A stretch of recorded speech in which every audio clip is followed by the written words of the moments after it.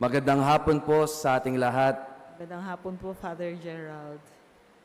Sa ating ibanghelyong narinig ngayong hapong ito, tatlo ang ating assignment na gagawin bilang mga tagasunod ni Kristo. Para sa gabay sa pagninilay, tatlong salita, tatlong K ang ating dapat gawin bilang isang tanda na mabuting disipulo ni Kristo. Himay-himayin natin. Ang unang dapat nating gagawin bilang mga tagasunod ni Kristo, ang unang K ay kilalanin si Kristo. Paulit nga po. Nagtanong si Jesus, nag-survey siya sa kanyang mga disipulo. Ano ba ang mga sinasabi sa akin ng ibang tao patungkol sa akin? Ano ba yung naririnig niyo mga sabi-sabi ng iba? Mga naririnig niyo sa inyong mga tainga? Ano yung mga usap-usapan nila patungkol sa akin? Ang iba, ang tingin kay Jesus, isang propeta. Yung iba, isa siyang tagapaggaling ng mga may sakit. He is a miracle worker. He is a prophet. Ngunit nag-iba ang tanong ni Jesus sa pangalawang bahagi. Mula sa, ano ba ang sinasabi ng mga tao sa akin? Sa kayo. Ano ba ako para sa inyo? Sino ba ako sa inyo? Mga kapatid kay Kristo, ang tugon ni Simon Pedro, ikaw ang Kristo, ang anak ng Diyos na buhay. Napakaganda ng sagot ni Simon Pedro. Nakilala niya agad kung sino ba si Jesus. Ikaw ang Kristo, ang anak ng Diyos na buhay. Mga kapatid, ang pananampalataya ay hindi lang yung nagsasabing, Katoliko akong sarado ha, o nagsisimba ako tuwing linggo, o nagdarasal ako lagi sa Diyos. Ang mas malalimang tanong para sa ating lahat ay, kilala niyo ba si Kristo? May malaking pinagkaiba ang kaalaman sa may pagkilala ka sa isang tao. Malaki ang pinagkaiba ng may alam ka at kilala mo siya. Ano po ba yung pinagkaiba po nun? Yung alam, informasyon lang sa level ng ating utak. Alam mo kung ano ang pangalan niya, kahit kasama ang middle name. Alam mo kung taga saan siya. Alam mo kung anong paborito niya. Alam mo yung mga ayaw niya. Alam mo yung nagpapangiti sa kanya. Alam mo yung nagpapagalit sa kanya. Alam mo lang. Ngunit, iba ang kilala. You need to know Christ. Sa paanong pamamaraan, paano natin makikilala si Kristo? Kilala ba natin si Jesus? Question. Kapag may problema, sino ba si Jesus para sa akin? Kapag may mga bagay na nabigo sa ating buhay, sino ba si Jesus? Kapag tayo nasaktan, sino ba si Jesus? Kapag hindi na nasusunod ang ating gusto, sino ba si Jesus? Sapagkat maaaring maraming tayong kaalaman kay Kristo, ngunit mababaw lang ang pagkilala natin sa Kanya. Ang hamon sa atin ng Diyos, kilalanin mo ako. Hindi lamang sa isip, kundi sa puso. Ang una nating assignment, kilalanin si Kristo. Ang ikalawang assignment natin bilang mga tagasunod ni Kristo ay kumampi kay Kristo. Paulit nga po. Ano po yung una? Kilalanin si Kristo. Pangalawa, kumampi kay Kristo. Ang pagkilala dapat natin kay Kristo ay humantong sa pagkakampi sa Kanya. Father, kampon kami ng Diyos. Hindi po kami kampon ng kasamaan at ng kadiliman. Kampon po kami ng Diyos sa kabutihan. Sigurado ka? Madaling makilala ang Diyos kahit malalim ang pagkilala natin sa Kanya. Pero maniwala kayo sa hindi, mahirap nating ipaglaban ang pagiging kakampi kay Kristo sa ating buhay. Isa sa mga naging spiritual director ko, nung ako'y nasa seminaryo pa lang, at ngayon siya na obispo ng Diocese of Baguio, si Bishop Rafael T. Cruz. May paborito siyang binabanggit nung kami po'y mga seminarista pa lang, at makikita niyo po ito sa kanyang coat of arms bilang obispo ng Diocese ng Baguio. At ano yun? WWJD.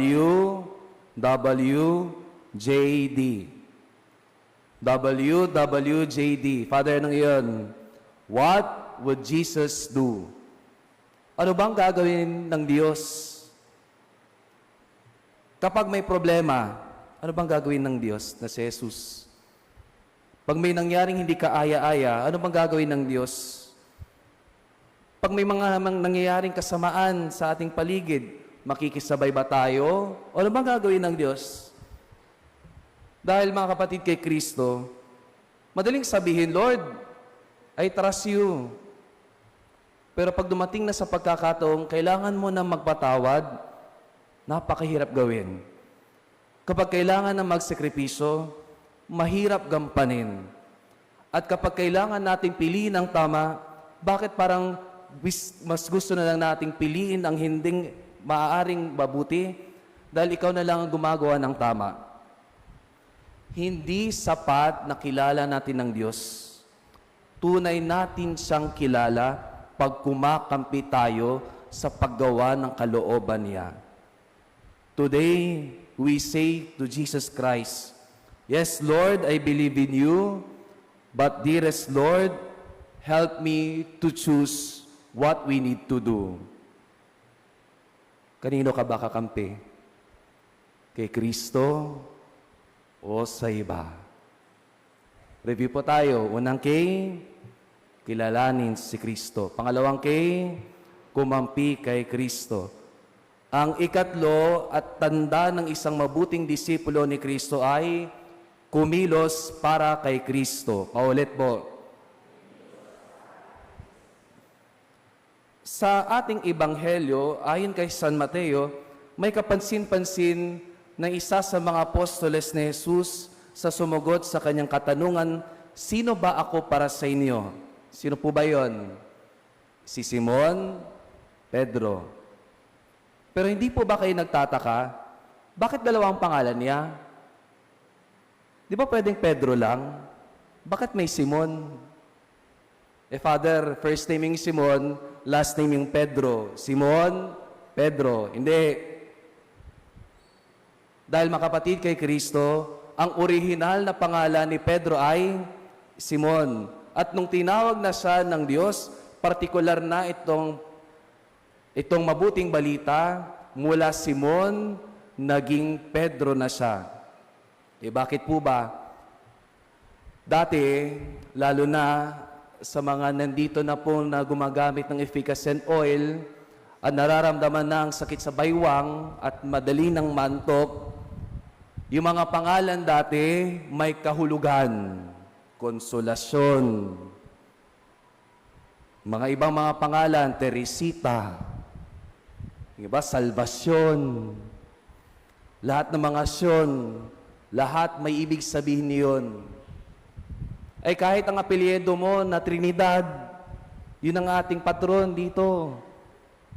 Lahat ng pangalan kasi may kahulugan at may kahalagahan. Dahil may kaakibat na misyon ito. Kaya mga kapatid kay Kristo, bilang tugon ni Simon Pedro, siya na ay kumikilos para sa Diyos. Ngayong hapong ito, huwag na kayong tatambay sa simbahan, ha? Dahil hindi lang dito ang misyon natin. Ang misyon nyo rin ay nasa tahanan, gampanin ang binigay na tungkulin sa ating lahat. Maging nanay ka sa iyong mga anak. Maging tatay ka sa iyong mga anak. Maging mabuting anak sa iyong mga magulang. Gawin ko ang dapat nating gawin. Kumilos kagaya ng ating Diyos na Jesucristo. Huwag na tayong manatili sa nakagisnan nating mga pangalan. Ang Diyos, binibigyan na tayo ng panibagong misyon. Tatlo ang tanda natin bilang mga tagasunod na Kristo na dapat nating gagawin na bilang mga tagasunod niya. Una, kilalanin si Kristo. Hindi lang may alam, kung hindi magkaroon ng may kalaliman ng relasyon sa Kanya. Pangalawa, kumampi kay Kristo. Piliin at piliin lagi siya, lalo na sa mga mahirap na desisyon na ating gagawin sa buhay. Katlo, kumilos para kay Kristo. Isabuhay ang kanyang pagmamahal. Huwag na manatili sa dati pang ginagawa. Sundin ang kanyang kalooban dahil sa bawat sandali, ang Diyos ay laging magtatanong, sino ba ako para sa inyo? Amen.